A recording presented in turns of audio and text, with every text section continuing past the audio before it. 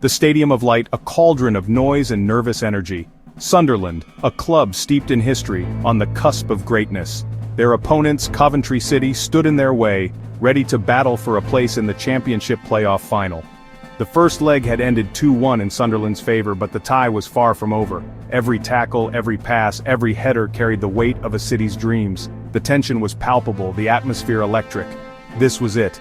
This was their moment. The first half was a cagey affair. Both teams, acutely aware of the stakes, were cautious, probing for weaknesses. Half chances came and went, but neither side could find the breakthrough. The crowd, sensing the gravity of the situation, roared their team on, their chants echoing around the stadium. The pressure was mounting, the margin for error razor thin. The first goal, everyone knew, would be crucial.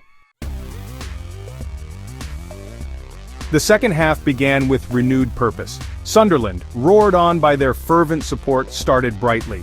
Yet it was Coventry who struck first. A swift counter-attack in the 76th minute, a moment of brilliance, and Ephron Mason-Clark found himself clear through on goal. He kept his composure, slotting the ball past the despairing dive of the Sunderland goalkeeper. The away end erupted in joyous disbelief. Sunderland, for the first time in the tie, were behind. The atmosphere within the stadium changed instantly. The air, once thick with anticipation, now carried a palpable sense of dread. Coventry, sensing their opportunity, pressed forward, seeking the goal that would send them to Wembley. Sunderland, their dreams seemingly slipping away, looked to their talismanic manager, Regis Lebris, for inspiration. Time, the most precious commodity of all, was running out. Extra time began with Sunderland throwing everything at Coventry.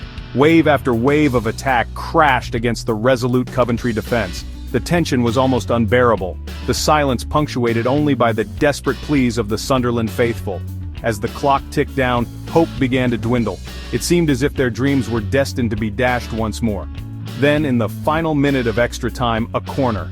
The ball was swung in, met by the head of Daniel Ballard, a towering figure amidst a sea of bodies. The connection was perfect, the header unstoppable, the net bulged, the stadium erupted. Sunderland, against all odds, had found a way back. Their dreams, moments from fading away, were alive once more.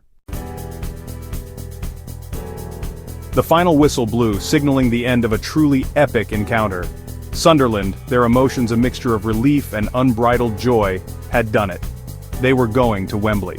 Coventry, their players slumped to the turf, were left to rue missed opportunities. Football, a cruel mistress at times, had delivered a dramatic and unforgettable spectacle. Sunderland's players, their bodies battered and bruised, their spirits soaring, embraced. They had shown incredible resilience, digging deep into their reserves to secure a place in the final. Their captain, Dan Neil, his voice hoarse from roaring instructions, spoke of his pride in his team's performance. Their manager, a wry smile on his face, praised their character and determination.